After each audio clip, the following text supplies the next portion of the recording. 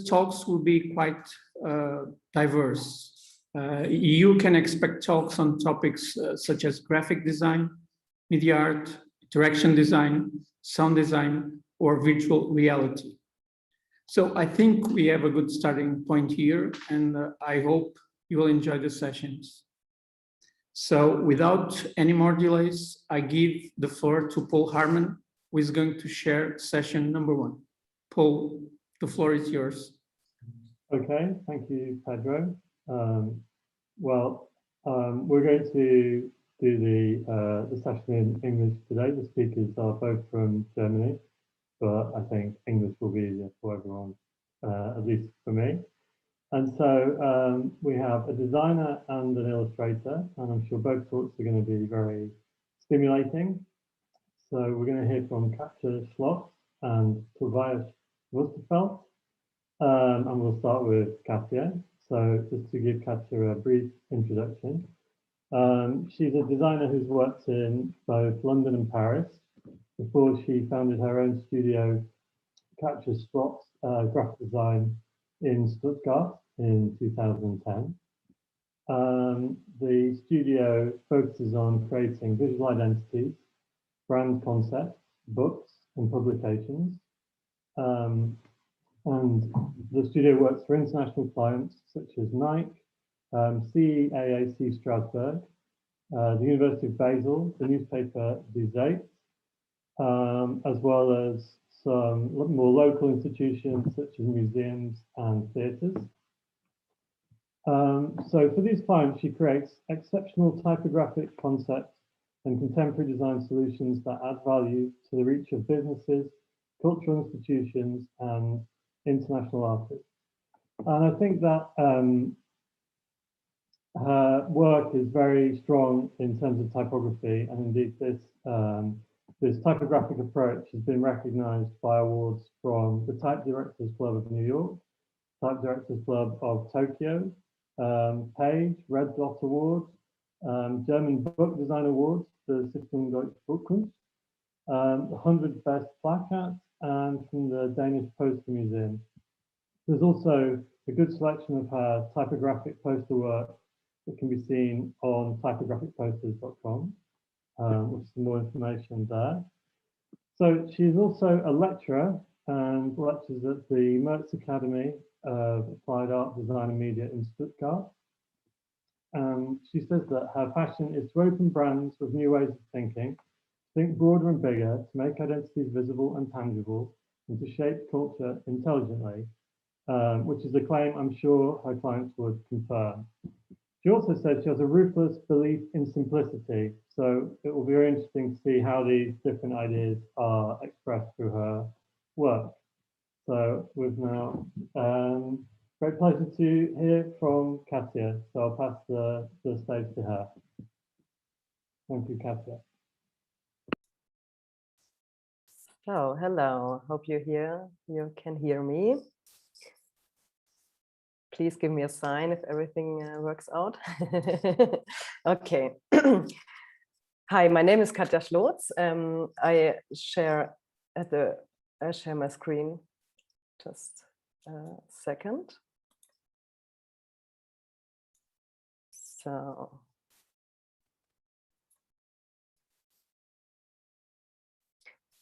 So welcome. I was highly motivated when you called me for the lecture, and that I installed the Bubble app and learned a little bit Portuguese, but that just 5 minutes a day didn't work out. So bem-vinda is the only word I know. Welcome to my lecture. It's all about type. I'm starting with a quote of the great Paula Scher. I really admire her work. Words have meaning, type has spirit, and the combination is spectacular. This is me. You have seen the photos all over. I love big type. I love typography in many ways. The bigger, the better. No, I'm just kidding. But I really love the photo. I love ping pong as well. So sometimes in the studio, we used to play ping pong. And I'm working with a claim since a few years. Change is good, because I'm doing a lot of identity projects, visual identity projects. I show you later, and it's always, it has to do with change. So either it's a startup company, other way is it's like a fresh up or a development of a new logo, or a step up in the business. So what I do, visual identities, brand identities, publication and posters. I'm working since 10 years in my own office. So this is me in the office. It's a small office located in Stuttgart. I've never been employed in an agency or a design studio. So I came from academy and started out. Not the easiest way, but yeah, I did it like that. So this is nice poster, the other view in the studio, a nice poster of Color Font Foundry in London. I really love them. This is my working place. And this is what I do.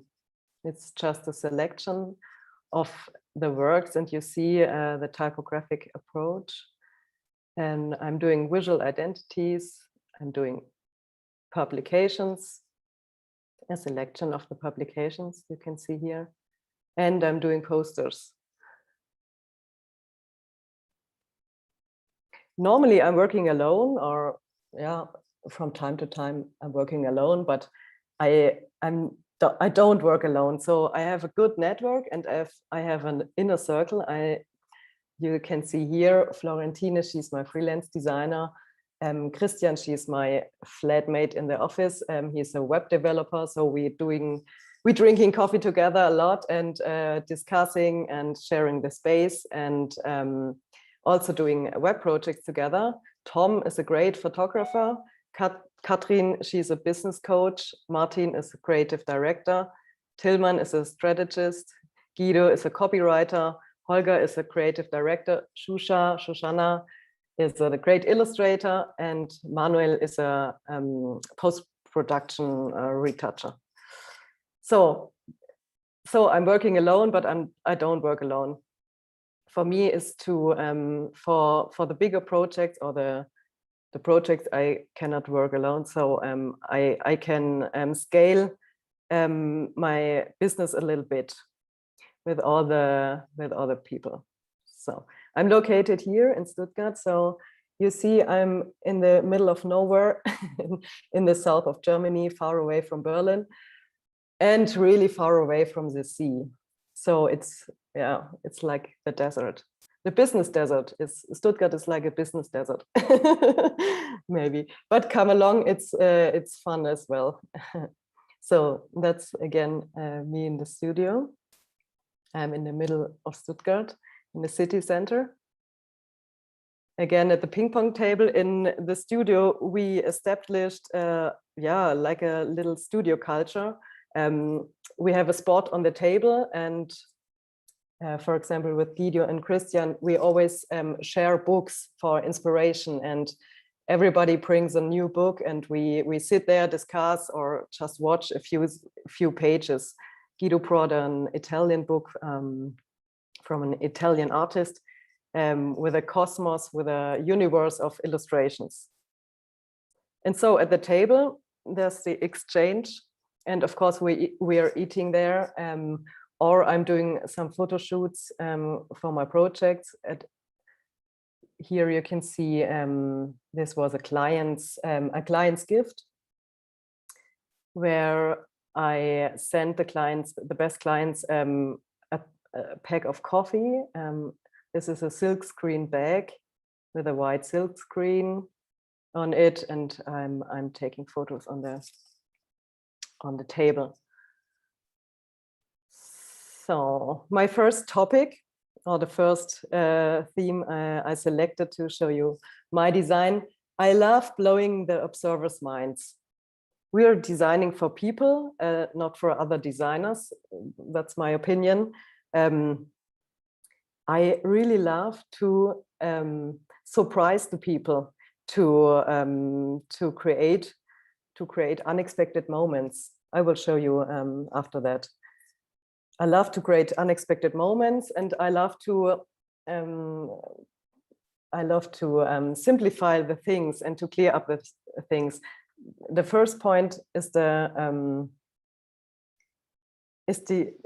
creating the unexpected moments, and to really to show the power of design. And the other side is we have a really complex world, and it is getting more complex and complex. So simplicity and clarity is a need. So, and if the concept is really strong and design is really surprising, you get a spectacular solution. I'm always starting with the content. I really would like to show you the works, and like to bring you in my universe what I've done the last 10 years. Of course, just a selection. So one of the central works is the works called Central Circles. This is a visual identity for the art exhibition of Karima Klaassen. She was exhibiting in Heidelberg, it's as well in the south of Germany, in a Justizgebäude. It's Justiz, building of justice, and it's a really modern building where you have the grid of the architecture, and she was breaking the grid with his huge colorful circles. So it was an amazing work she's done there. And for me, I'm always starting with the content and analyzing the content. And so I take the typography, it's like a rigid grid, architectural grid, and just switched the circle a little bit. So another one I would like to show you is really, for me, it's a classic poster because it's so old, but I think it works. It's still up to date. The topic of global warming is still, yeah, it's more up to date it can be. Another one, just to show you faster some examples. Another one is a poster, a single poster for a concert for the Ensemble Cross Art in Stuttgart. En Mouvement, it's French, in motion, it's called. Then another one, it's for a band from Munich, for a concert. The Embryo Psychedelic Jazz Rock, and you see it's psychedelic crazy. And the concert was as well amazing and crazy.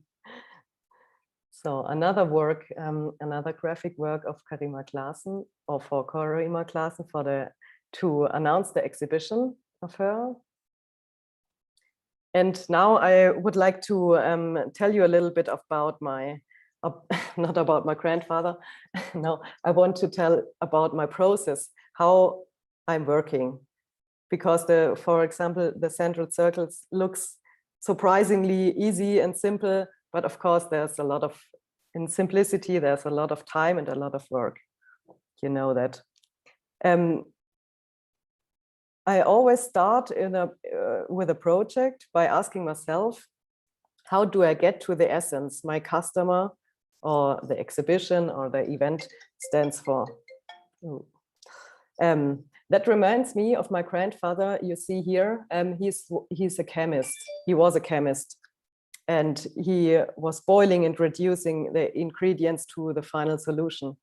My other grandfather was artist, so it's like a mixture from the chemist, the concept, analytic thinking, and the artistic way.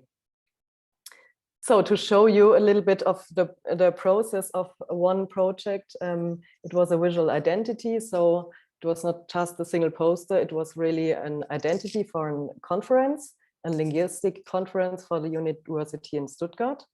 And so you see, it's a chaos in Illustrator, and it's a lot of work. And I'm looking, I'm searching, I'm trying, but I always start out with the title and with the content. I really analyze the content till I know where I want to go. Then at one point, or often at the beginning, I have a basic idea. You see, like here, to connect. I take the title, reference, and relation, and I would like to connect the letters in a way. So you see in the first sketches, I think this could be interesting, the process to see for you the process. So I have an initial idea. I'm doing, of course, a lot. This is just a selection. I'm doing a lot of studies for the composition and how to connect the letters. And now I show you the final work of the 40th Annual Conference of Linguistic Society. And as well, here is again a little surprisingly moment, because it's a repeating pattern poster. So you can put it together to a wall, or you can put it with a gap. And so, so it was at the day of the conference.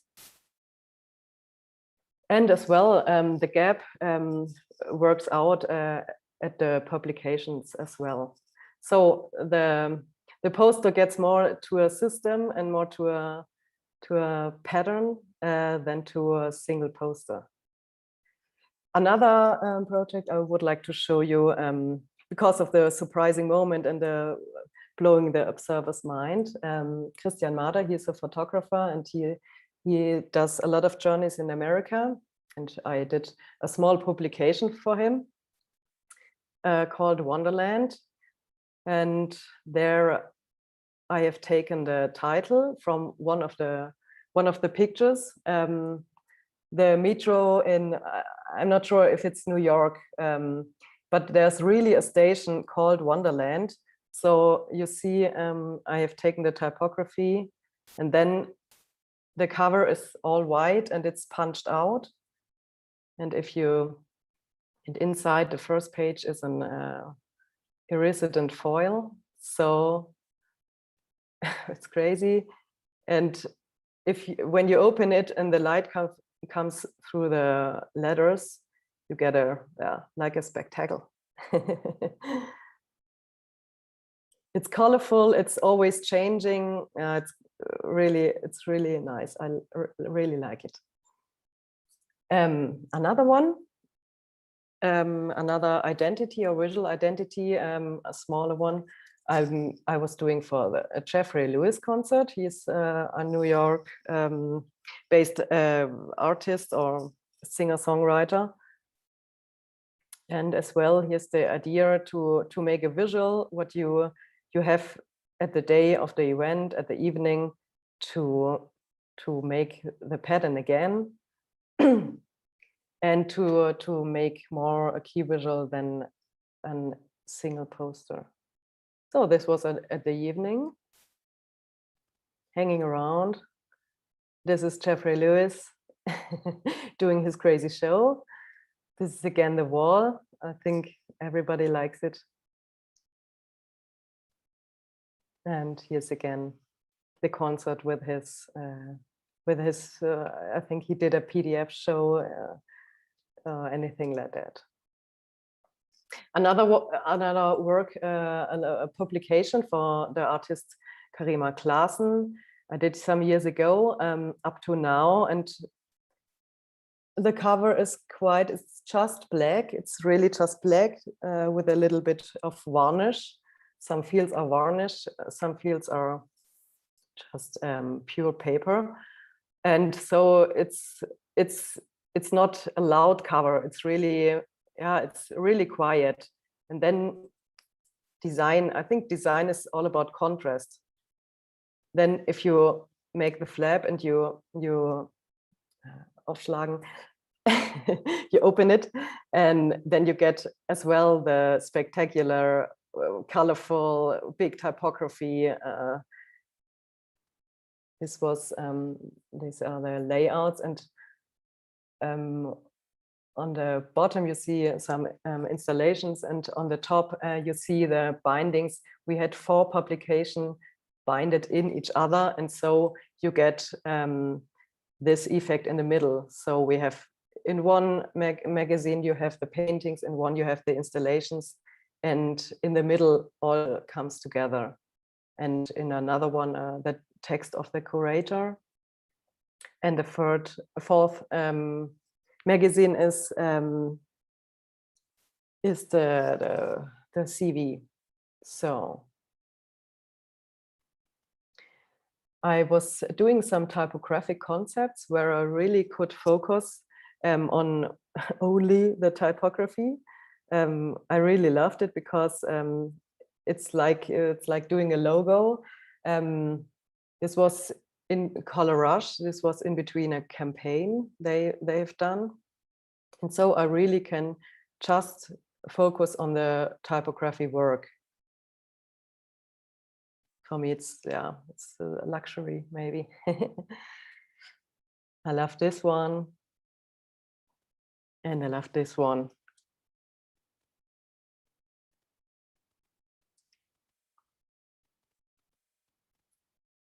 A poster that gets another identity system or a whole identity was Tapilon. It's a modular jewelry system from a jewelry designer in Stuttgart, and she made small modular small pieces in plastic. It's really contemporary jewelry, and so you can put the pieces together in a whole thing. I think I will show you. This is the key visual. You can put a lot of formations with these jewelry systems, so you have thousands of possibilities. And that was the reason to do a modular logo type, where the repeated letters, yeah, you see. And for each logo type, there are different applications. This is the booklet. And we did amazing photos with Tom, the photographer, from the beginning of the network. I really love to work with him.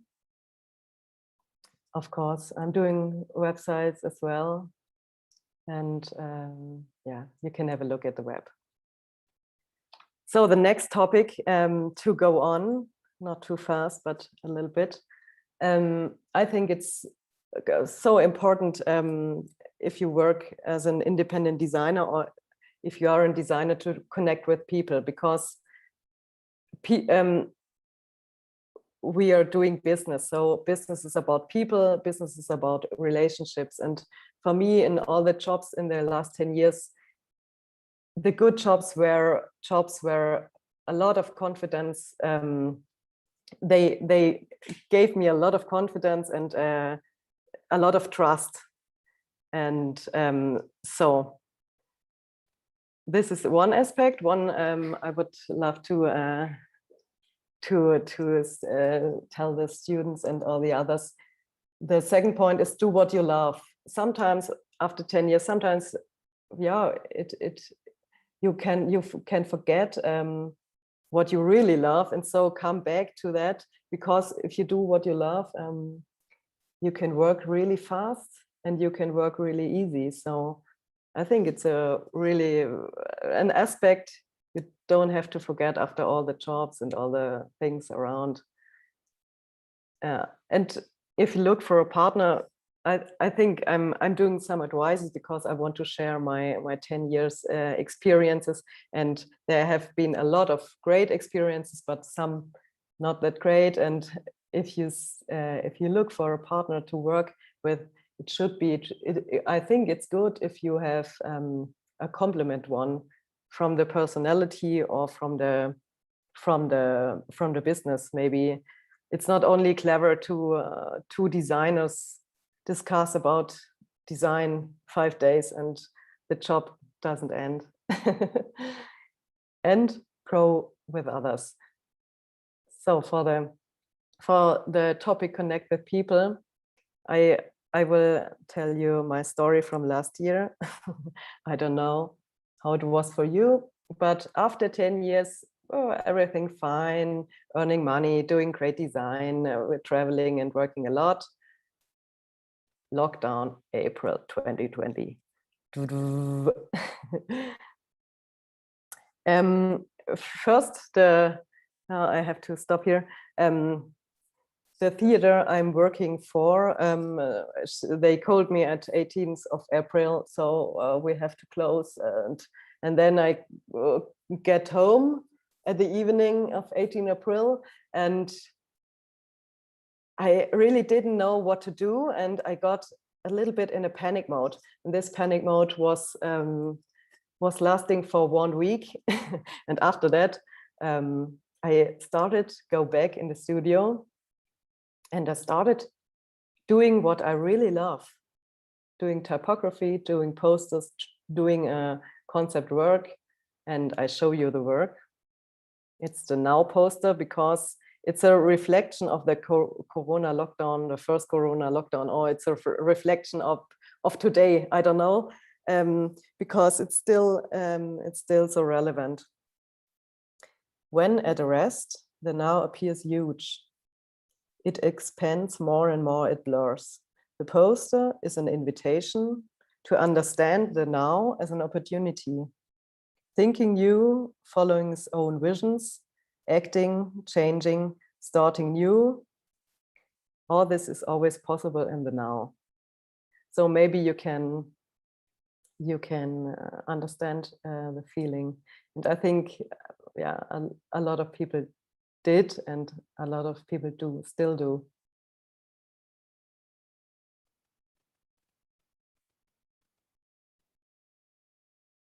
So, and I connected with other people. So the 4 or 5 people, as you can see here, it's Anja, Markus, Melly, Dodo. They have done a cool poster project, a public poster gallery. And so my poster get some logos on it, and they invited other designers as well. And they published they published the posters on the streets, because all the official, what do you call, all the columns were white, and so we wanted to really make the people smile and do a little poster action. So I was taking the Now poster, and I wanted to connect. I wanted to refresh my network, and I wanted to connect with other people. So I asked a lot of people, about 50 people, to comment my Now poster. So you can see it here. So some of the solutions: think new, everything not saved will be lost. Everybody had another idea, and the posters hang in the whole city. And she, the girl, Goldie, she was so missing her school. So she was writing Schule, that's school in German.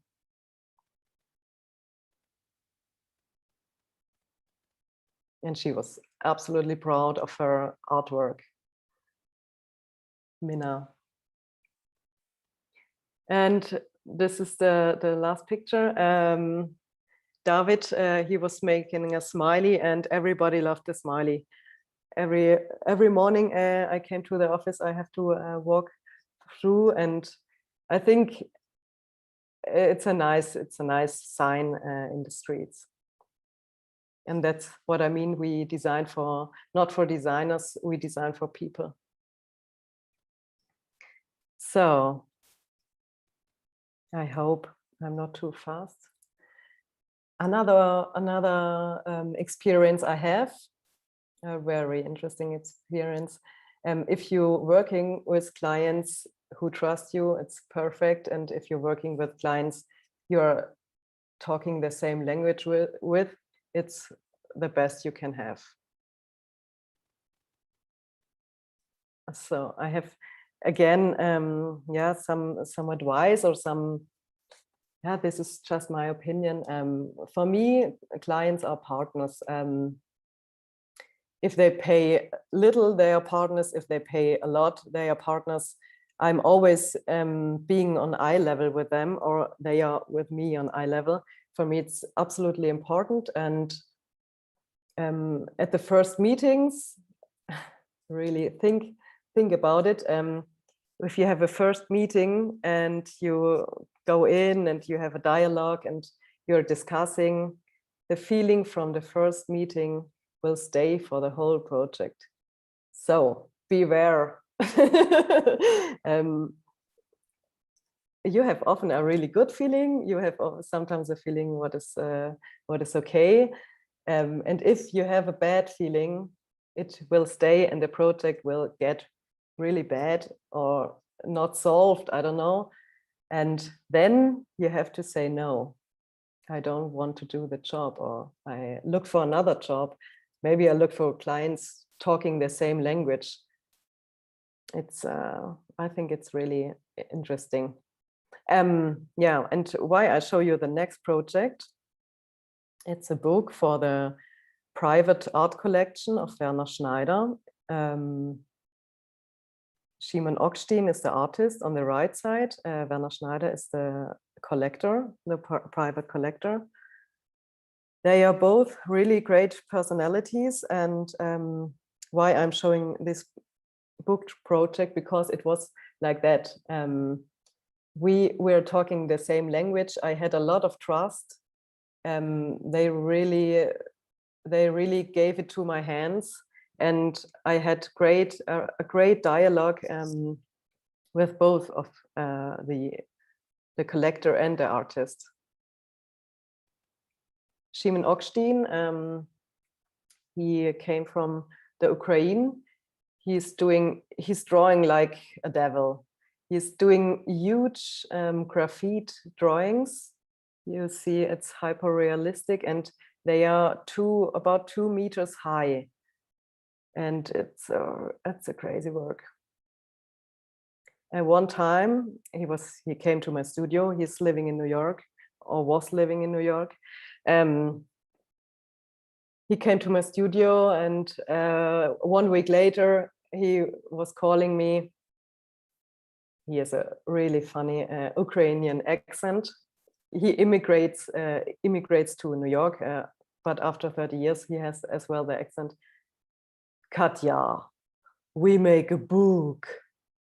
So 3 months later, we did a really big, fat, white, slick and clean book. It's nearly A3 from the format. And now to show you again the process of my work, and starting out, for example, with this book. Oh, no, sorry, with every book I'm doing with all the books. I'm always starting with the content. I always analyze what he's doing. I'm watching all the pictures. I'm reading everything I can get. I'm talking with him, with Szymon Ockstein. I'm talking with the collector. And so I start, and there's just like a little board. And from the beginning, I had the feeling we have to do a big book, what is like a block. Here on the below, you see, I wanted to do like a graphite gray block for him. The printer was convincing me not to do, but from this analysis, yeah, I developed a typographic concept. This is with a great font, Basis Grotesque. On the right side, you see the clean, bold version, and on the left side, the typographic concept is about the combination of a monotype Basis Grotesque and the clean, bold. So I watched all the fonts on the objects he's done, and so I done a modern version and a cool and slick version of this, what I found on his objects and on his, yeah. This is again the cover. we were printing silver and blacks to have this graphite look, because the material and the objects, was really important for Schimann Ockstein. We're doing huge flaps. This is a detail of the typography. It's like an index of all the works. Now we go a little bit in the book, just a few minutes. On the first page, it's the silver print, and on the left side, you see it's a black paper. It's a coal paper. I think coal paper, carbon paper is it called? And so Schimann Ockstein could sign all the books with a carbon writing on the carbon paper. And after a while, I think it's a nice idea for a slick and white book. You have to see the cover again. After a while, after years, it's getting dirty by itself. So just if you use the book from this carbon paper, you get some usage traces. For me, it's horrible because the cover is so white, and I love that it stays like that. But as well, I love the idea of the usage traces. Like the artist, the artist who's painting the whole day with a graphite pencil and has really dirty hands. So I show you some sheets of the layout. Like a chapter. Again, the series with his studio works is in silver and black. And then in the end, after a few months of discussing and selecting and material and layouting and coordinating the whole project, what I've done, we go to the printing house, and with Schimann Ockstein, he has a so high end, he has a claim of high-end design and high-end art. So we checked all the images and all the colors, or everything, 3 days long. The photographer was there as well. And here on the picture, you see he wanted to change all the images again. And so we retouched the images, had made a new sheet, and so on.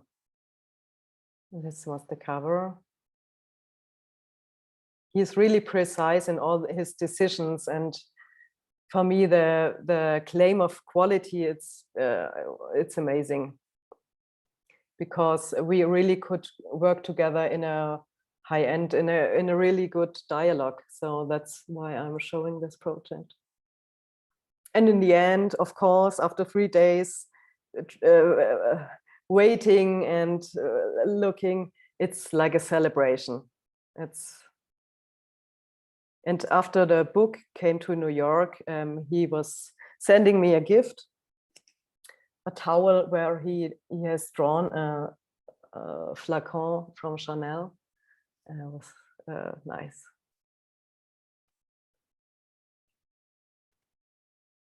So, and one part, or the last part, I'm giving lectures since 6 or 7 years, and I was studying at the academy, at the art academy in Stuttgart, and so we had a lot of workshops, and we really worked a lot. So we were doing posters and books and bookbinding and silk screen printing and offset printing, and so we were really active, and yeah, we were producing a lot, and so I think we learned a lot while failing, hanging the posters on the wall, and everybody, I don't know, good studies. And that's what I'm giving lectures at the Merz Academy.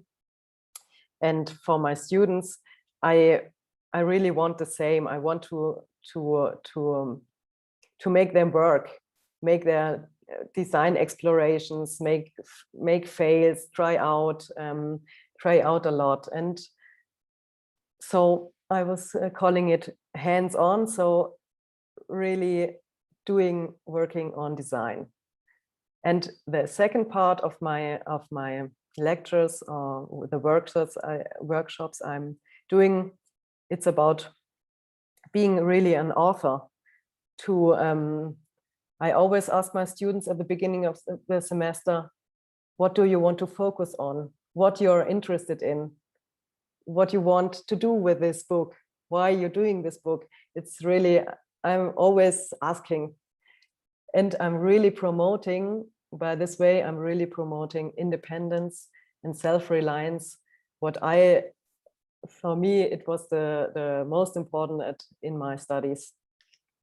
And I try to give the students a frame to pursue their interests. Now I show some poster workshops for the first year of graphic design, the first year and the second year. You see they had a lot of fun and they tried out a lot.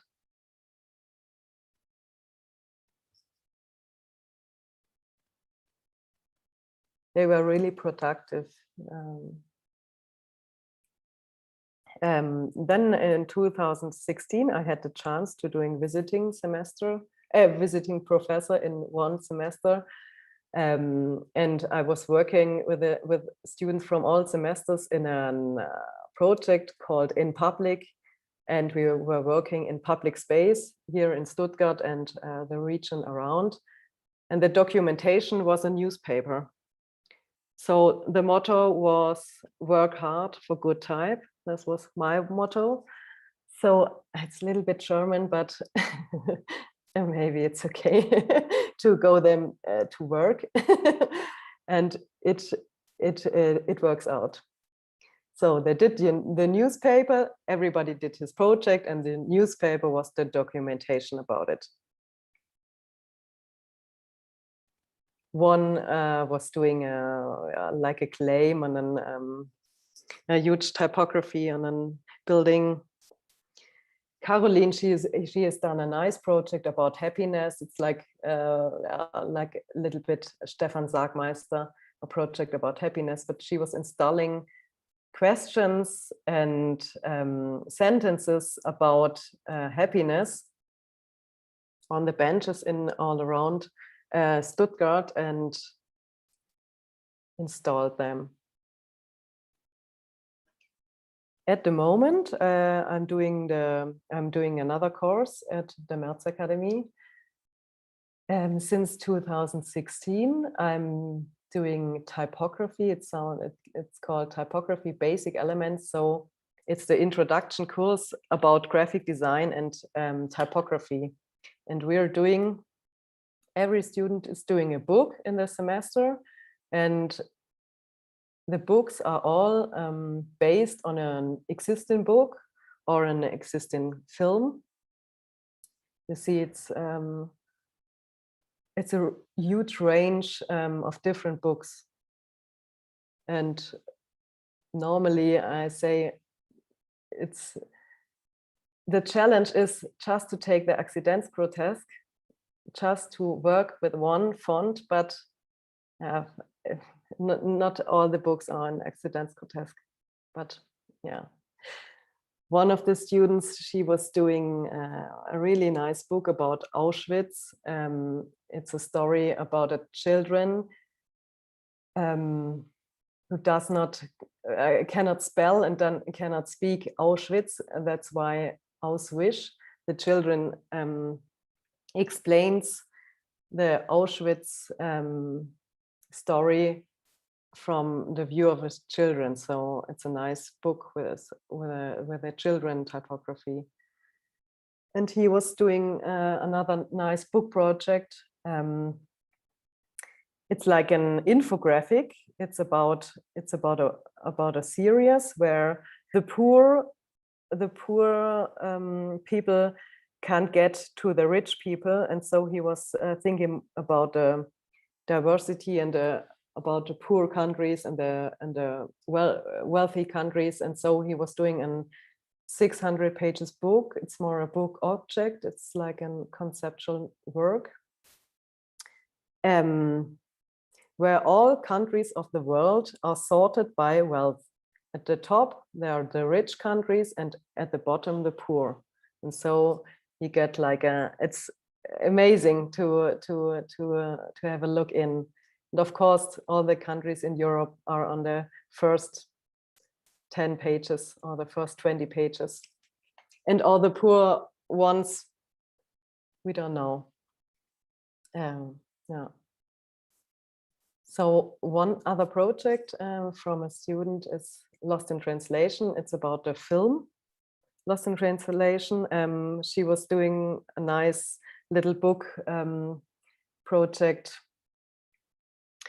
Like we have in Germany, we have this children books where you can switch the pages, and you have on the top you have it's an animal book. On the top you have the head, and in the middle part you have the belly, and then on the bottom you have the feet, and then you can bind all the animals. I think everybody knows that. And she has taken this concept to use in dialogues. She was taking all the dialects or some dialogues of the film, and then you can bind all the dialogues.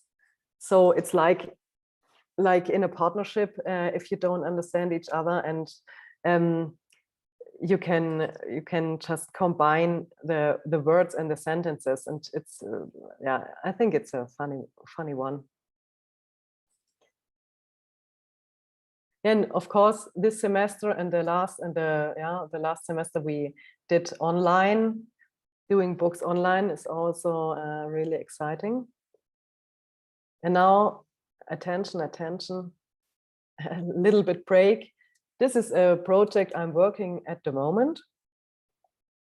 It's a visual identity with an illustrator, Shoshana, in Berlin, and we're doing all the applications, and we're setting up a new identity because it was really old, and it was not that cool, and now we are doing the visual identity for kids and children book weeks taking place in July. Thank you very much. And I'm really looking forward for the question and answer. Okay, great. Thank you, Katja. Well, there's already a few questions come in, but as we were saying earlier, we'll leave the questions until after Tobias's talk, and so we can have all the questions at once. So thank you for that, and I will now give Tobias. Thank you very much. His short introduction. So, I'll just find my notes. So, Tobias Wüstefeld is based in the German city of Hamburg, and he is an illustrator who loves creating miniature worlds. Each has its own look, emotion, and general atmosphere, and is full of detail for the viewer to inspect and engage with. And as we'll see, these really are super complex illustrations and indeed worlds. So currently he's experimenting with virtual reality technology as a way to create these worlds, and there's some quite fascinating videos that I've been looking at today of him online creating his works in this virtual reality format. It's going to be very interesting to find out more about. So just to give you a little bit more information, he's also an educator, and he's lectured at the University of Design in both Munster and Hamburg, and he enjoys giving talks and workshops, and he has a huge client list. But just to give you an example of the type of clients he works for, huge and international brands like O2, Henkel, World Wildlife Fund, CNN, IBM, Audi, Mercedes-Benz, and many others. So I'm sure it's going to be a fantastic talk, and I will now pass the word to Tobias. Thank you, Tobias. Please go ahead. Yeah, hello. Thanks for inviting me first. I try to start the presentation. I hope you can see hello now. I've actually been to Coimbra like 2 years ago, and I stole something, but that I will tell later in the talk.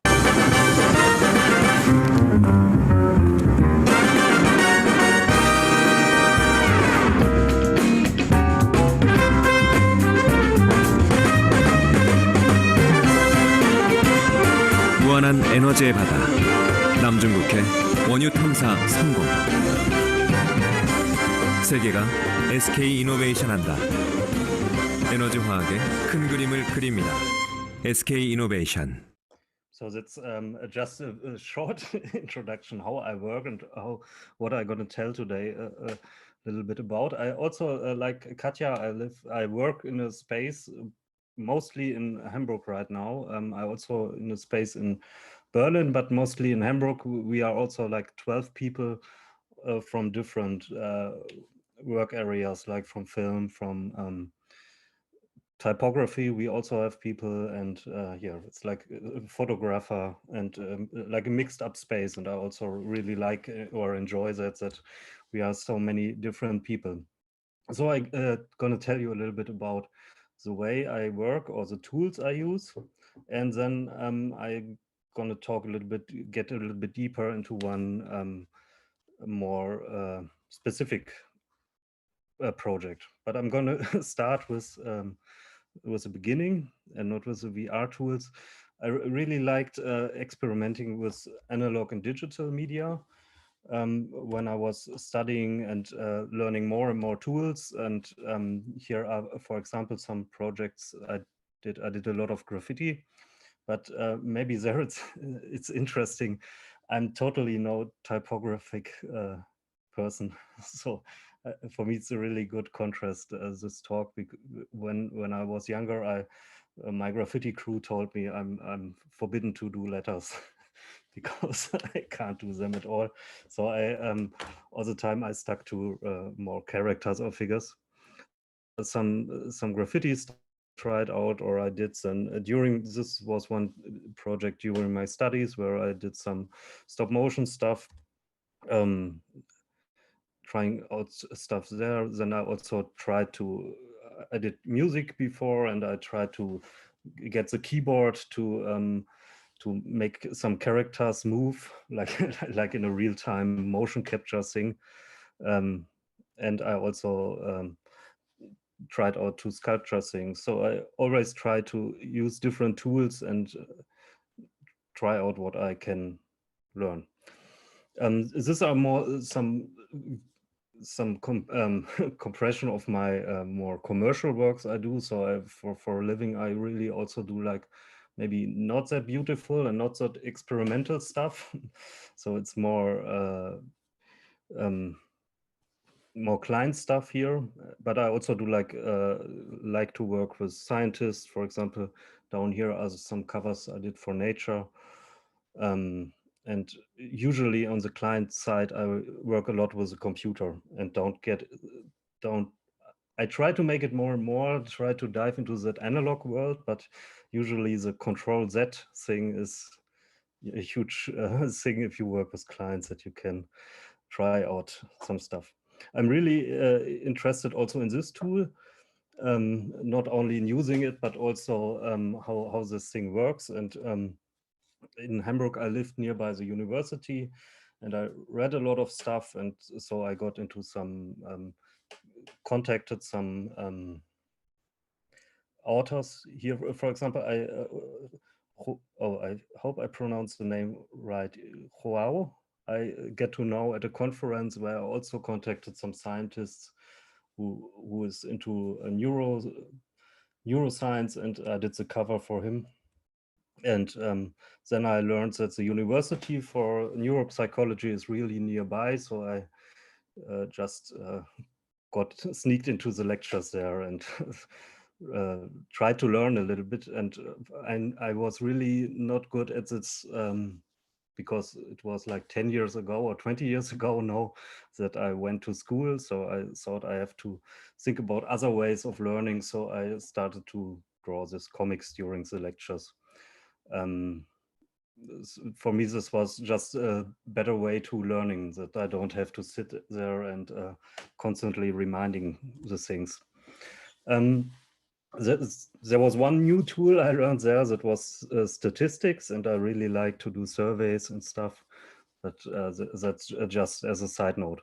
So over the years, I thought, for me, I have learned some tools, and the other designers were like more focusing on one tool and getting better and better at it.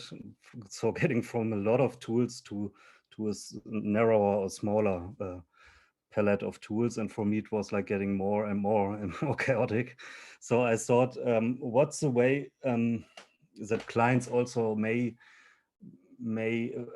find me in this chaotic thing? I thought I have to somehow get some straight line into my work and keep it a little bit more simple. So I thought I have to reduce myself in some other way. And for me, I got rid of some of my work. I just throw it off my portfolio and just thought, for a year, that was the initial plan. For a year, I'm gonna focus on like little worlds and small worlds. And then as a core, something like a core topic. So then there were more and more projects with islands, and I think maybe even now, even it started as a one-year project, it's now maybe since 8 years I do small islands or small worlds as a regular topic. Yeah, so also here's a website for Kinderüberraschung or some project for Skoda or stuff like that. And some more island or little worlds. I think even the Korea project I thought in the I showed in the beginning is is relying to this core topic of having some small islands or little worlds.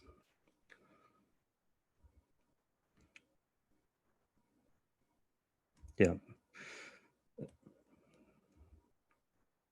So a lot of different islands. I also, like in one university course, I tried to workshop build some islands with students. And here are one time more different tools I used, because if I'm more convenient, more sure in the topics, then I can also try out more. So here for WWF, I tried out some mixture of photographic and illustrative stuff, and also building more stuff or painting. For me, if I build this miniature worlds, this most interesting parts for me is always the trees and the clouds, because they give me the most artistic freedom, because they are somehow abstract. Like a tree can work in the way that it's shown here on the left side, but it also can be work in a realistic way. So from a symbol to a realistic photo, a tree can be like everything. So usually if I build a bigger world, I start like having something like 7 different trees. That's usually enough that the viewer has enough different stuff to see. And I always also like to recombine trees I always already used and try to bring them into something different or something new. Yeah, and it's the same thing as I mentioned with clouds. I try to never use the same cloud a second time. Try to think every time new about the clouds I do. And that maybe a little bit in general about the clouds, or about how tools determine the way we see objects. Like there's a saying, if you go out with a pencil, everything gonna be a line. And if you go out with a brush, you will more think about like the flat or the thing. I was wondering how, as a 3D designer, how how working in 3D may influence my way of work. I'm not sure if there are 3D designers here, but there was like a few years ago this typically thing with spheres when they connected because it was somehow a new tool or a new plugin for Cinema 4D. Then in between there were Plexus, another plugin, and somehow it seems in the 3D world, if the new plugin comes out, everyone has to test it. And they don't focus on the idea or on the concept, they just focus on the tool. So the tool becomes something too important, I thought. And if you look at a traditional 3D program, it's like you have the thing you work on in the middle, or one of 4 screens of this thing, and around it there are the tools. So the object you are working on is, compared to the tools, is fairly small. It's a little bit exaggerated here, but maybe it's this way. And if you compare it when you draw, there is like the tool is pretty small compared to the drawing you do. Maybe this is also a reason why the tool affects, the 3D tool affects the designer so much, because there is so much tool around the actually thing you do. The Maslow hammer, I don't know how it's pronounced in English, but it states like, to a man with a hammer, everything looks like a nail. So if you go out again and with a pencil, you will more think in lines. So, and you are not aware that these won't be good nails. One thing where I was stuck into it, I constantly fall into this trap, into the technical thing, because I'm also really like to do different technical stuff. But one thing where it affected me was there was one job with a Lego pirate, and I really thought about and getting into this topic of Lego and building everything with voxels and small blocks. And I also tried out a lot, and also tried it with different objects. And you see here, I tried a lot with this car. Also here more things. I even built it in analog down there. But even more, I really spent weeks on trying stuff out with voxels. But in the end, I recognized this car was just, I think it was just the first picture that came up when I Googled car. And there was absolutely no idea behind it. I just, or no content behind it. I just fall into this technical trap that I focus so much on technical stuff. So if you work in 3D, or especially on the computer, I think it's interesting to how you get something chaotic in there, how you can get some chaos into this 3D workflow. So the usual workflow in 3D is like this: you start with something simple and you make it more complex. So this is like called the vertical transformation. So you the simple in the beginning, and you get more and more detailed. But there's also like in transforming ideas, there's also this way of having this horizontal transformation, like from one idea to the other.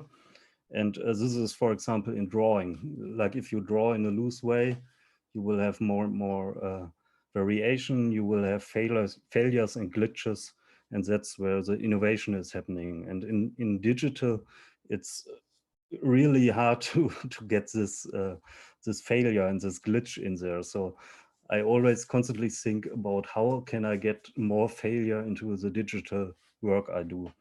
And one thing I came up, for example, was I had a script, wrote a small script which just randomly took textures from my hard drive and combined them. And I let it work like overnight. And like the next day I came to the office, I had this thing accidentally all in wood. And it's more a simplistic idea, but it came by chance. So I really also stuck to this topic of wood, which came to me by chance. So I really did a lot of wood things also. And also in my actual work, there is a lot of wood things I use. And also here, if you look at this small houses, you see like there is a lot of small chaos, and it's some, what it's called, the angles are not very correct, and it's a little bit misplaced, which gives it a special charm. And usually in 3D, you start with a really straight things, and it's always work to get some chaos in there. And it's also hard to control. So this is the place where this VR working comes into play, because the first time I tried it, I really thought, wow, this is so great, because I really have this chaos in there, and also this some glitch work, and I can try in a fast way, and it much more feels not like working in the traditional 3D way. You already see it here. The tool is much smaller if you have the headset on. You really are focusing on the work you do, and don't have so much tools distracting you while working. So it much more feels like working with a pencil.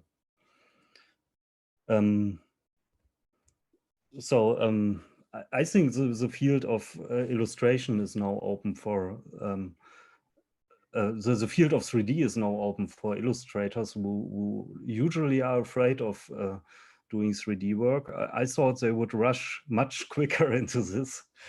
So right now it's like 4 or 5 years. It's possible for them, but I think it's really slowly becoming more and more that they rush into this field.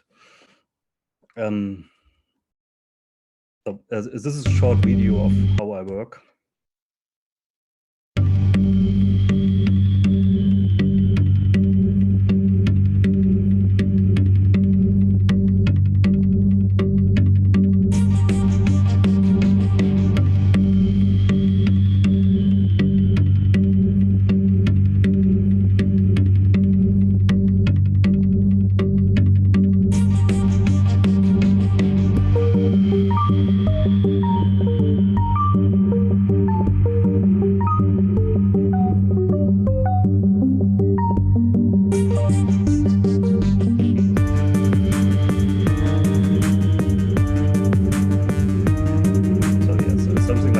So the bad thing is that I can't directly see like the lighting or the rendering or the particles when I work, but that's something I have to imagine. But it's really feels natural, and is much more fun than working in the constructive way. But either way, I usually always start with these. So even for this Panther, this is fairly rough, and I think also as a designer, if you think you can't draw, you have the courage to just draw, because even the glitchy drawings can give you new ideas. So here also some example where some drawing led to some new ideas. Like I had this really maybe glitchy drawing of this tree here, which gave me the idea of having this corners stuck into these trees here, for example.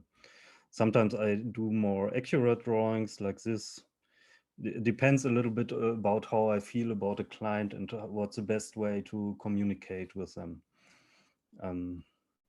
This is some more approach design, I don't know. But it's much easier to redo the drawings and to redo the final design. That's usually always like not fun anymore. And like Katja also talked a little bit about the concept or the beginning. Even before the drawing, I really like to work with words, or what maybe this going from drawing to the ready 3D is like a switch of medium. And for me, this always feels good. Like if you switch in the medium, you always get like some higher level for me at least. And that's why I always like to start with words. And I think one funny side note, like Hadamard, the French mathematician, he does a survey between his colleagues in the 60s. And there was like the other way around, like nearly every mathematician avoided the use of words. Like they told in the beginning, they thought about some blurry images or something like that. And if they had the images in their heads, they turned it into formulas. So it's somehow the other way around, like it maybe should work for the designers. They start with words and then getting it into the other medium and getting it on a higher level by doing so. I'm not sure how it is for you, or maybe everyone has his own way of working, but if I look to the literature, I only found like only 50% of the designers prefer this work style. Maybe they don't talk so much about, or maybe they aren't aware of it, but yeah, that's what I found. So now I want to talk a little bit concrete in the second part about one object, one project. This is like a title design I did for the off in Milano. And the job came because I did this small funny thing here.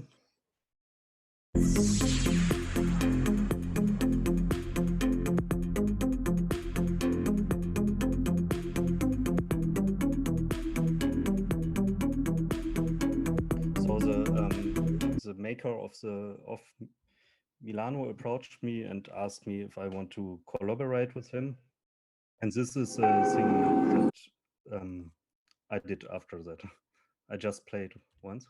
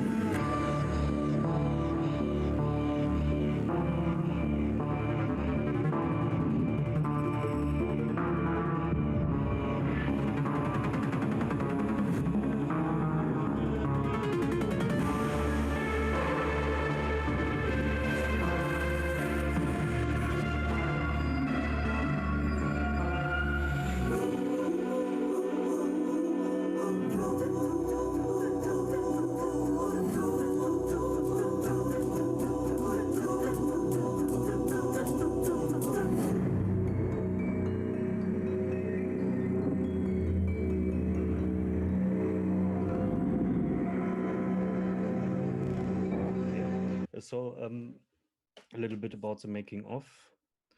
There was like this monolith which was built by Alessandro Bonico, some designer of Italy, and this was like one core logo or something like that. I really had a hard time coming up with it because something like a concept was already there. Like it was like we want to have the monolith in the end, and we want to have something similar to the thing you did there. So I just a little bit rough about the concept. I thought about the 3Ds, which was in the digital design days it was called, and I thought about it more in the classical way. So I thought more about the form, having like an introduction, exposition, and a recapitulation. And so I divided the main trailer into these 3 parts. Yeah, I also work with the temp track in the beginning to have something. I just think my presentation got stuck. I have to start it again, sorry.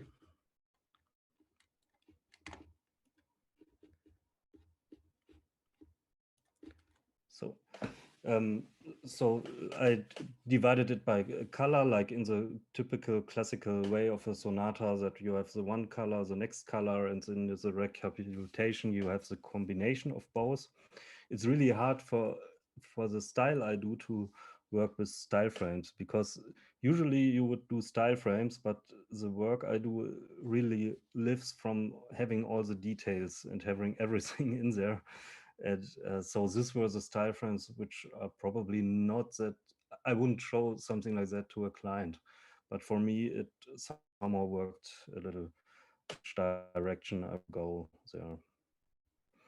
And here I tried with the different colors, so it turned out a little bit different than the initial concept. Then I went to Milan and did a lot of photos from the objects and sculptures there. Like I have the number here, like 4,680 photos I took from the Duomo and everything around. So like there's this technique called photogrammetry. I'm gonna tell you in a second, but I like roughly said I scanned some sculptures I found in Milan and used them as a reference. Yeah, something like this. This is from the door of the Duomo Milano. This is also some sculpture that I found there. Then the Duomo itself, but I really had the problem there. If I want to scan it, I have to take the photos from everywhere. But as I'm not that tall, I really had problems getting up here to the spire, photographing the upper part. So I was really lucky that I contacted some research here from Milano with this group, and they are having a big project. Like I think they're working since a few years on this, like scanning the whole Duomo in detail. And they were somehow afraid of giving me the data, so they scrambled it a little bit, but they gave me some data I could work with and to rebuild it with my own style. So I did some storyboard drawings like the usual way on this, but for me it turned out that I thought a little bit different about my usual work process here. So I started more with some photos of the sculptures and thought which frames I'm going to use in which order. So I just printed them out and tried out what's the best row I can put them. Then I started like building and going into tilt brush. I already showed something like this.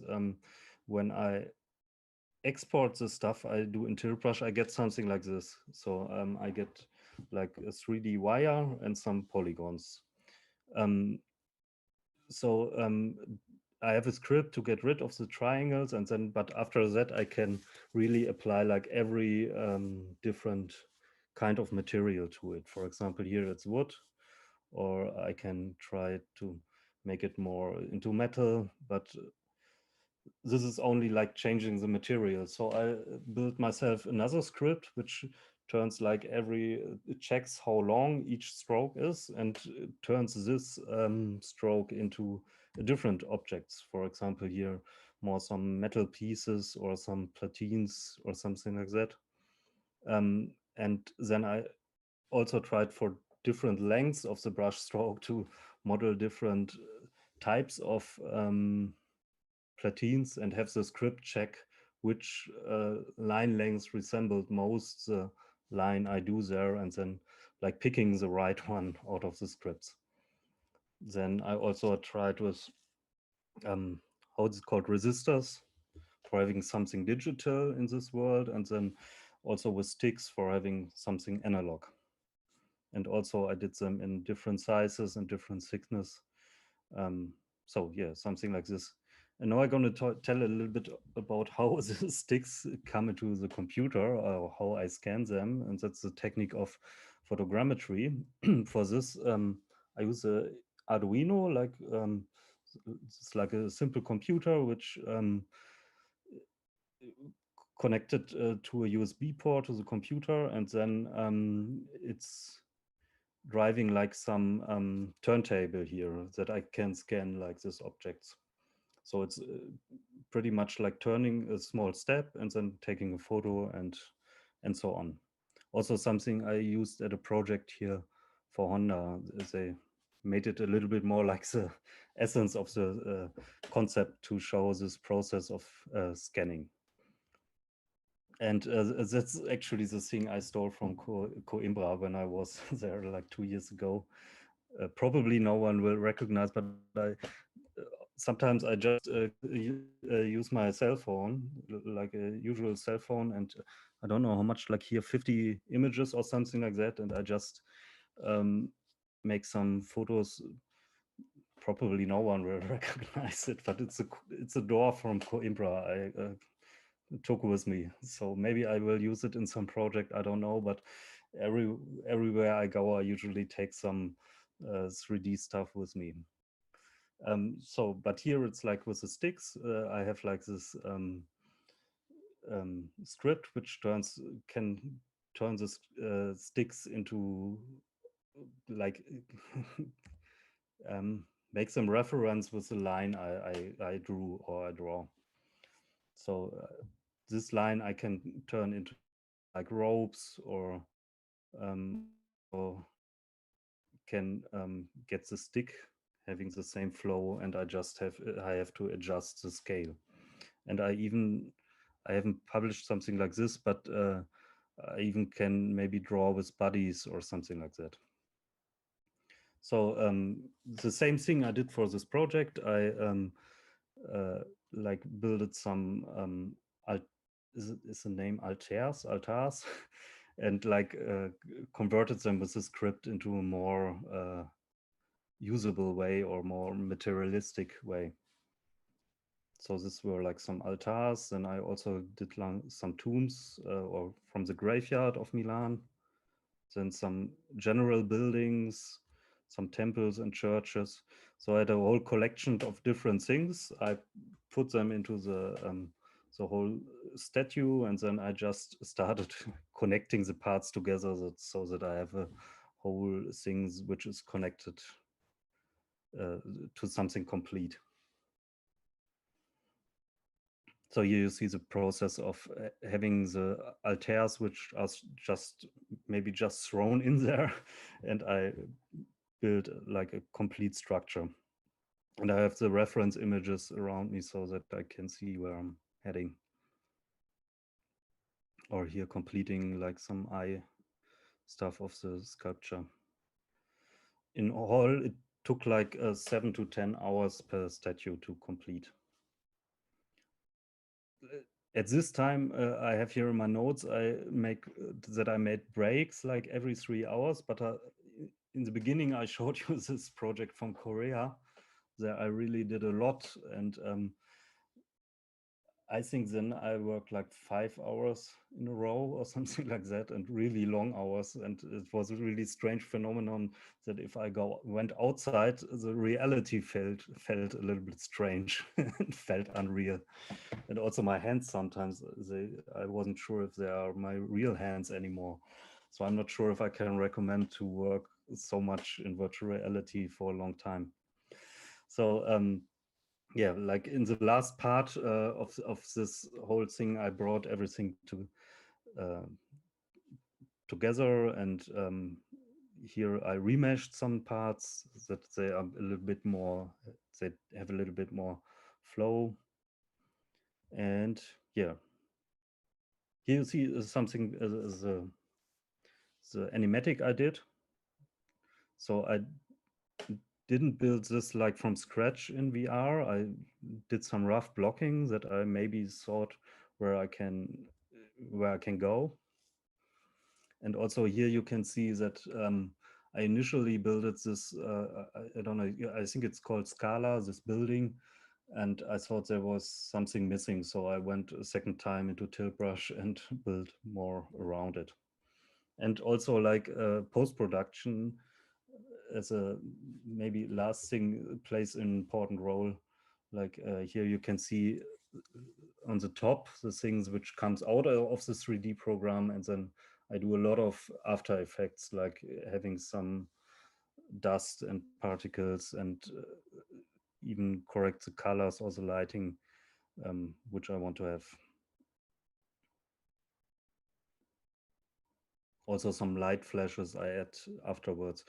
On the bottom left, you see all the dust and particles, which are only film material I just filmed in my office, like just smoking a cigarette and filming some smoke or filming some dust. Yeah, and here in the end, everything coming together, the whole thing in the monolith.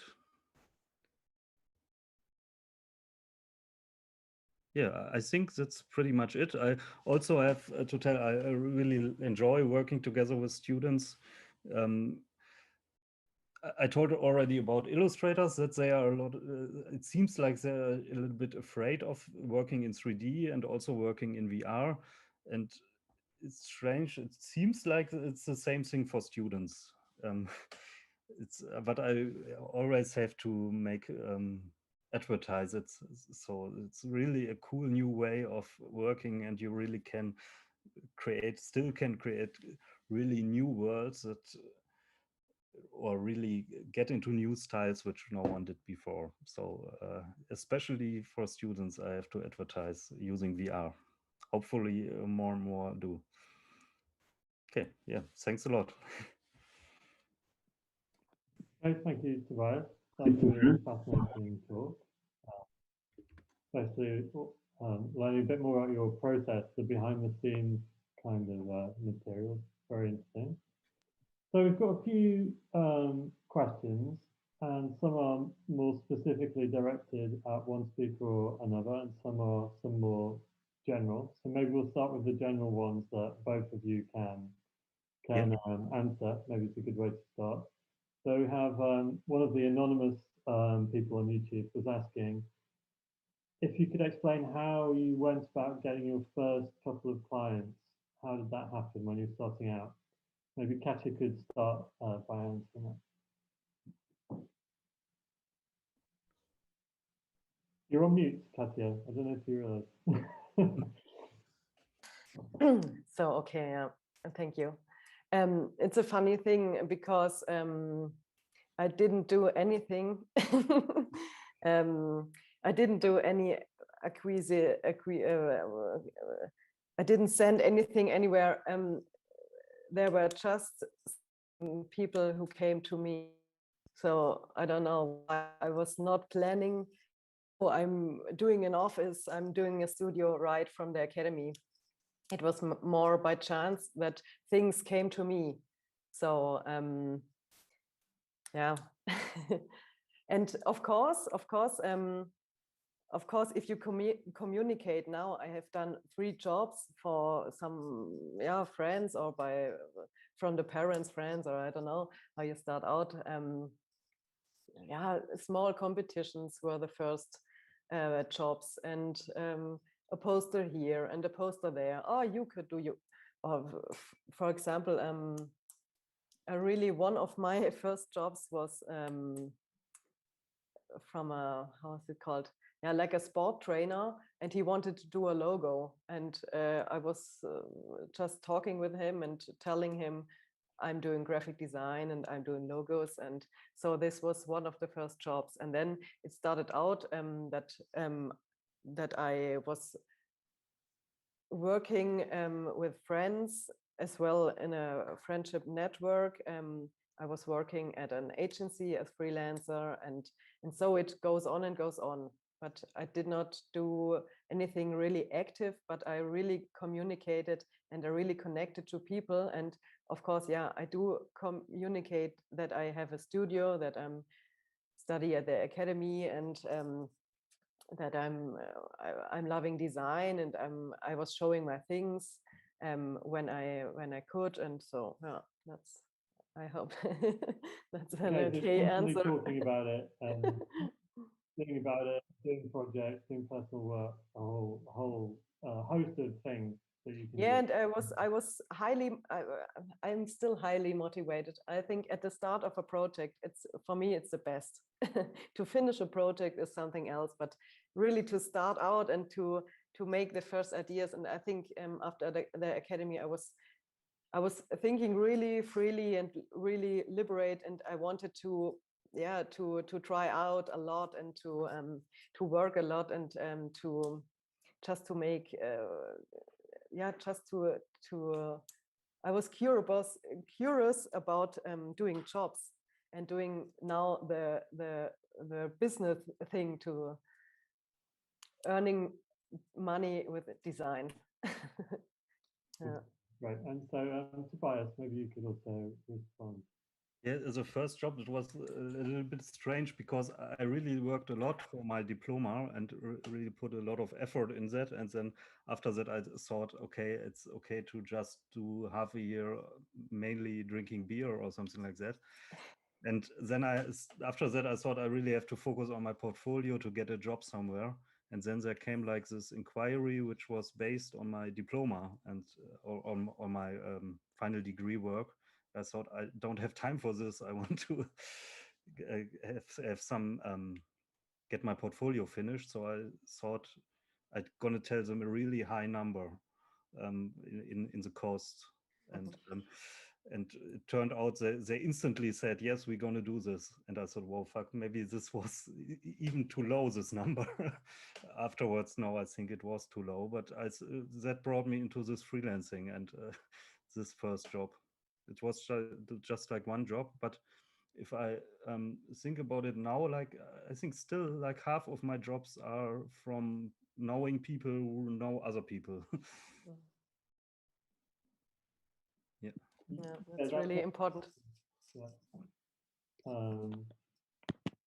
It's one of the subjects that Katja touched on a few times in her talk, talking about maintaining relationships and building relationships, not just with clients, but also with collaborators. It's a big part of the process, especially when you're a designer, we're working on your own directly rather than through agencies and so on. There's a direct question for Katja, which is also about this more business side of things. Maybe I can ask, which comes from Alexander Matos, who's the managing director of a studio here in Coimbra of FBR.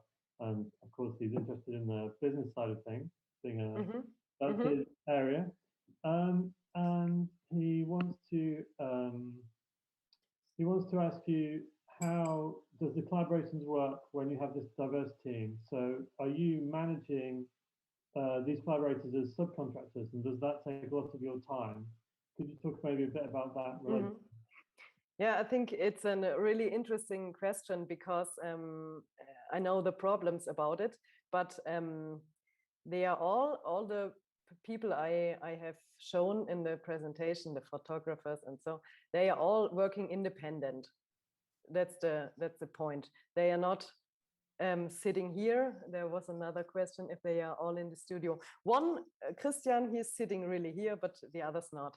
And Thomas, a photographer, Manuel is a post-production image guy, and they are all working independent. And it's more when a project comes to me, for example, someone wanted a visual identity, and I see, okay, I need some images, and I have to coordinate the retouching.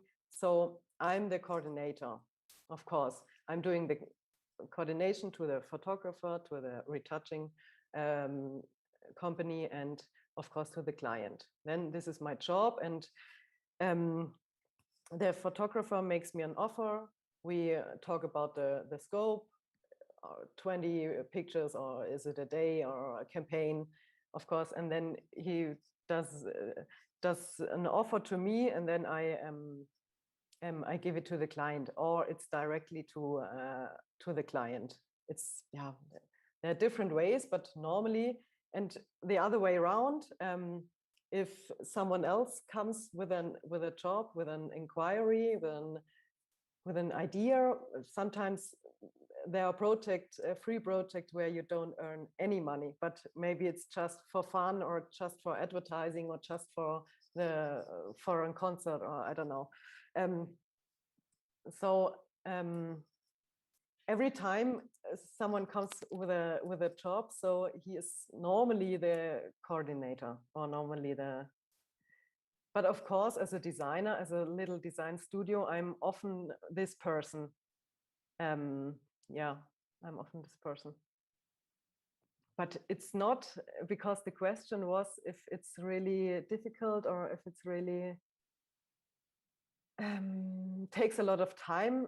I think it's an easier way not to have the people really in the office under my company. You have a lot of costs, and yeah, you have to have a big studio. And I think for me, it's a better way or a modern way to keep it small and to have it flexible, because if there's a big job, I can scale. If there's a small job, I can work alone. Yeah. Well. Okay, thank you for that. Well, I'm going to try to make a question here. There's a couple of questions that are a little bit long, so I'm going to try and make a compound question from what I understand from these. It seems there's a couple of people asking about the problems of the creative process, so dealing with failure and so on. But I think the root of the question is something like, what happens when you're stuck in a project? What happens when you can't come up with ideas, or you're not happy with the results that you're producing? Do you have some strategies to deal with those kind of situations as a creative? Me or? For both, maybe Tobias okay. answer this one first. I think it also applies to both of you.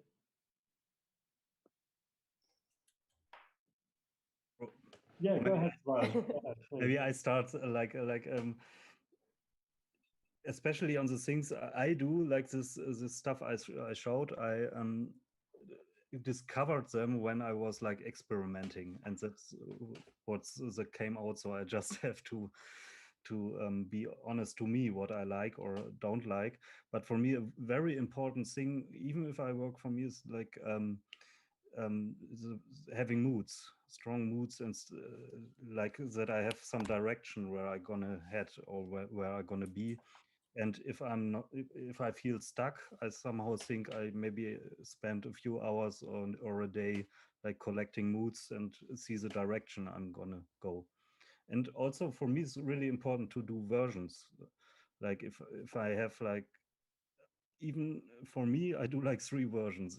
If it's only some variations of color or something like that, then I can trick myself in I have going the right way because I picked the yellow version, and I feel a little bit more confident about it. Or even you can distract the client in discussing if it's blue or yellow, and they're forgetting about some other topics they wanted to, maybe other ways they were going to talk about. Good strategy. Good answer. Okay, Katja, would you like to talk on that theme now? Yeah, for me, it's of course, sometimes you get stuck in a project. Either you take it as it is, and it's an up and down and up and down, and you just go on. You just go on with working. Or if you don't have any idea, for example, you're starting out with a project and you don't get an idea. I'm really doing a simple thing. I go out of the office, I go swimming, or I go running, or anything like that, because some ideas come really if you don't think about it, like under the shower. It's like a somewhere else, or if you really don't think about it, you have the chance that something comes to my mind, to the mind, or you do another job that's or you do another topic, and maybe with something really else, and then you go the next day or the day after, you go back to the problem, to the unsolved project. Yeah, that definitely makes sense to me. One of my friends who popped his head through before Arthur Rebella from Deutsch, I've seen him working on projects many times, and he'll have several projects for different clients open on the computer at the same time even. You just go into one, work on that, then go into the other. And I guess it's a way to keep yourself kind of stimulated and keep yourself fresh. Yeah, and just to really make the break. If you sit there 24 hours, yeah, you get crazy. And or just go outside, or just to eat something, or to drink a beer, and the next day it will be fine and it will go on. No, but most students have tried that technique a few times. It's always worked. Just to get, for me also, it's important to not too long work on things. I usually work like in blocks of 1 day max, and then I have this process finished, this part of the process. And especially when I work with clients, I have always the goal to have only a few hours to get them a visual so that they can talk about something, and that I don't get too disappointed if I work like 2 weeks on something and then showing them the first time, and we maybe have different visions in our minds. Yeah, actually, that brings me nicely to my next question. I was going to ask, this question can again apply to both, but I was thinking more of Tobias here, because at some point during the talk, Tobias, you were showing some storyboards and talking about showing them to the client. I was wondering a bit how that works, because I imagine in the kind of process that you have, where it's very heavy renders, complex working, do you do a lot of communicating with the client beforehand about, this is what I'm planning to do, demonstrate this is what I'm going to do? Yeah. Yeah, definitely. So it's always different. So I just figure out how the clients work. Sometimes I really do more accurate. For example, it's something for a car commercial I did right now, that I do fairly accurate drawings. If I know the client is more not that complicated, I maybe do only rough drawings, so I can, it's just a way of communicating. But I think doing drawings or storyboards is really essential. I wouldn't do it without. So I just had it in one project now, even that we were fairly already having 3D stuff, and then they weren't that lucky.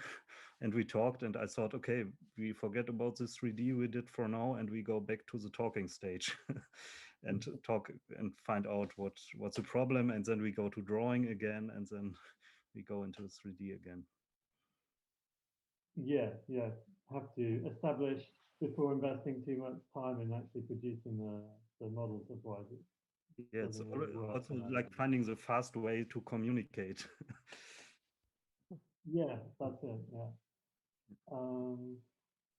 I was also going to ask Katja a question to do with communicating with the client. So I was wondering, you have some quite strong proposals, the idea of typography that goes from one poster to another, or I was thinking also of the photography book that doesn't have a photo on the cover, and instead it has this kind of typographic treatment, cut out, mirrors, and so on. Do you make a special effort to try to convince the clients, pitch these ideas to the clients? And is it difficult to convince them of this kind of approach, or does it, you know them well and it's just kind of very easy? Maybe you could talk about that. Yeah, that's funny, because I forgot that on the artistic book where Szymon Ockstein, it was incredible that I just did one design for the cover, and normally, like you say, it's the cover is always a little bit a problem, because for everybody it's so important, and of course every artist wants his art on the cover. And at this point with Szymon Ockstein, I was doing this proposal, and I didn't talk a lot, and I didn't have to convince him, because I think he sees the approach, or the claim, or how can I say, maybe it's again the contrast between it's plain, clean, and just typography, and then the second page it's the portrait of him, and the next page is a colorful art piece with a flap. It's like a dramaturgy. I don't know, is it in English is the right word? Dramaturgy. It's like like you open up the book and you go in, and then you're a little bit surprised. And I didn't really discuss with him or I don't have to convince him. That's, of course, there are other projects I try to do, because I always fight for good design. But that was the point in my talk. If you have clients who talk the same language, it's not so difficult anymore. So you have the same level of quality, you want the same things. Of course you discussed, but of course I'm doing a concept out of the content of the artist. So that's maybe that's the trick. Because I'm not, oh, I want to do a white cover. That I think that's not interesting for me. I really want to do a good cover for his art, to promote and to make him big. Not I want to do pink, so I do pink. That's, for me, it's not interesting. So in a way, the conviction of your own idea helps you convince the client, because you can defend it. Yeah, or maybe that, and maybe the time I really think of the project and think of his work, and it's really, for me, it's more than a day that I deal with the material, and that I look all the photos, and that I talk and ask questions. So it's always the time I'm invest in the concept than in the discussion for the cover or for the last steps. And if the concept convinces the client or the artist, everything goes fine.